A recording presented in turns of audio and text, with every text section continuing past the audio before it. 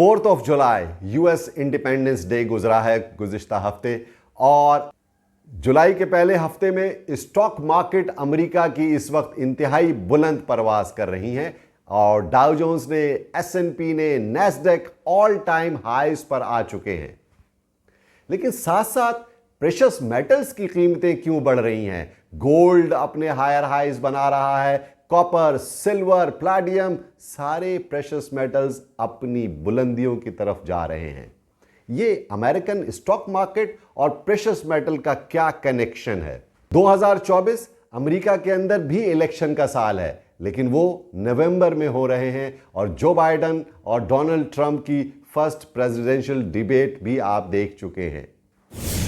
American stock market के अंदर किन शेयर्स का मार्केट कैप इस वक्त सबसे ज्यादा है और अमेरिकन जीडीपी में उनका कितना कंट्रीब्यूशन है, इन सब बातों के बारे में आज हम बात करेंगे और इंटरनेशनल मार्केट को आपके सामने मैं अपने तजुर्बे की बुनियाद पर पेश करने की कोशिश करूंगा और उसका एक तज्जिया पेश करूंगा। इसके लिए ज़रूरी है कि आप मेरी वीडियो आखिर तक ज़रूर देखिएगा और अगर आपने अभी तक मेरा चैनल सब्सक्राइब नहीं किया तो काइंडली उसे सब्सक्राइब ज़रूर कर लीजिए।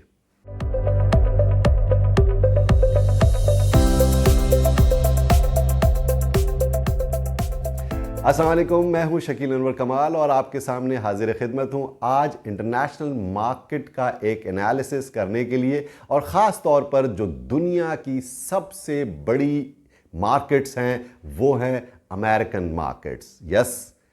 आप जानते ही हैं कि अमेरिकन स्टॉक मार्केट दुनिया की सबसे बड़ी स्टॉक मार्केट्स हैं, चाहे उसमें जो इंडिसेस हैं, नैस्डैक है, डाउ जोन्स है, S&P 500 है, ये सब के सब बहुत ही ज़बरदस्त ट्रेड होती हैं और ट्रिलियंस ऑफ डॉलर्स की ये मार्केट है। अमेरिका की इकॉनमी दुनिया की सबसे बड़ी इकॉनमी है, विच इज़ अराउंड $29 ट्रिलियन इसका जीडीपी साइज है।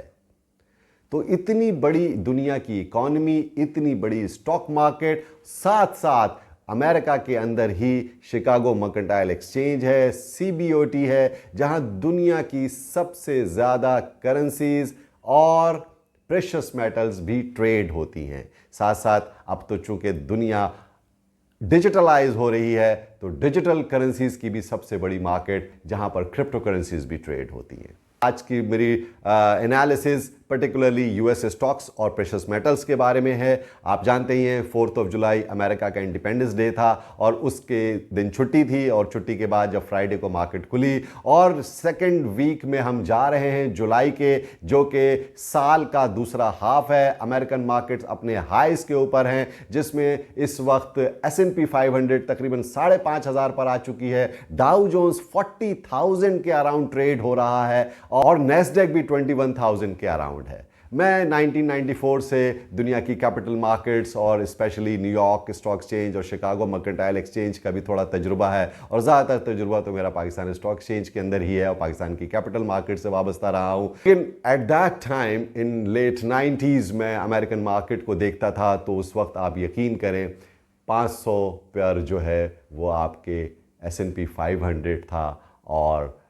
नैस्डैक जो है वो 2-2.5 हज़ार पर, बल्कि 1500 पर भी मैंने ट्रेड किया है। गुज़िश्ता 15-20 सालों के अंदर दुनिया के अंदर जो टेक्नोलॉजी का बूम आया है उसमें अमेरिका सरे फहरिस्त है और लास्ट 5 ईयर्स के अंदर स्पेशली जिन नई कंपनीज ने Tesla, Nvidia, Apple, Alphabet, Google, इन लोगों ने तो एक कमाल कर दिया दुनिया के अंदर और इतना बड़ा रेवोल्यूशन क्रिएट किया कि इस वक्त जो बड़ी कंपनीज हैं अमेरिका की, जिसमें एनवीडिया हो, एप्पल हो, अल्फ़ाबेट, गूगल हो, टेस्ला हो, माइक्रोसॉफ्ट हो और दीगर इससे मिलती जुलती जितनी कंपनियां, ये 8-10 कंपनियां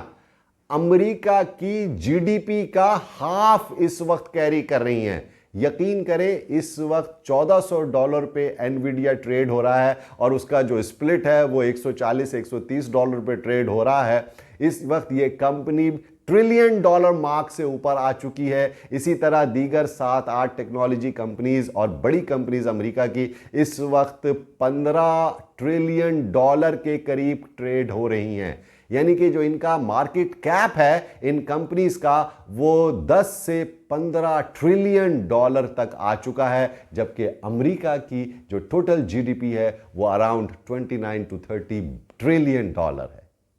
इससे आप अंदाज़ा लगा लें कि ये चंद कंपनियां अमेरिका की मईशत में कितना बड़ा स्टेक लेकर के बैठी हैं, बल्कि half of the American GDP इनका साइज है।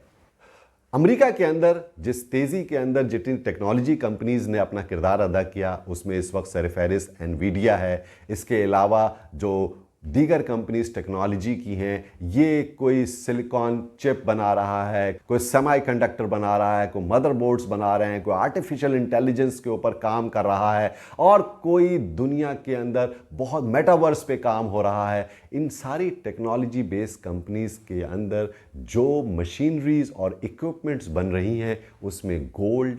सिल्वर,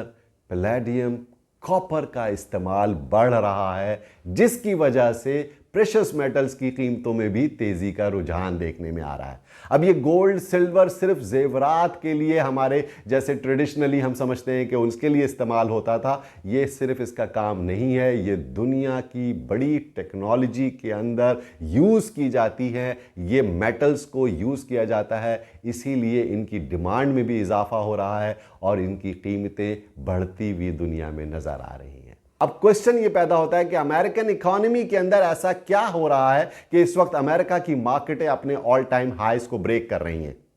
अमेरिकन मार्केट को सबसे पहले समझने की ज़रूरत है कि अमेरिकन इकोनॉमी के बारे में मैंने बताया कि इतनी बड़ी इकोनॉमी है,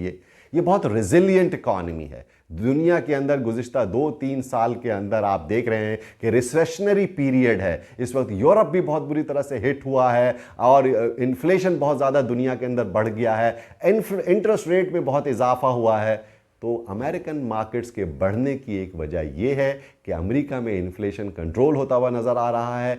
और इंटरेस्ट रेट कट की बहुत ज़्यादा खबरें इस वक्त गश्त कर रही हैं, जिसकी वजह से मार्केटों में तेज़ी का रुझान देखने में आ रहा है। आप जानते ही हैं कि शरह सूद में अगर कमी होती है, बोरोइंग कॉस्ट कम होती है, उसकी वजह से तो पैसा बैंकों से निकल करके स्टॉक मार्केट की तरफ भी आ सकता है और दीगर एसेट क्लासेस की तरफ भी आ सकता है। तो इंटरेस्ट रेट इस वक्त बहुत की फैक्टर है और इसी वजह से अमेरिकन मार्केट में हमें तेज़ी का रुझान नज़र आ रहा है और स्टॉक्स अपने ऑल टाइम्स हाई की तरफ जा रहे हैं।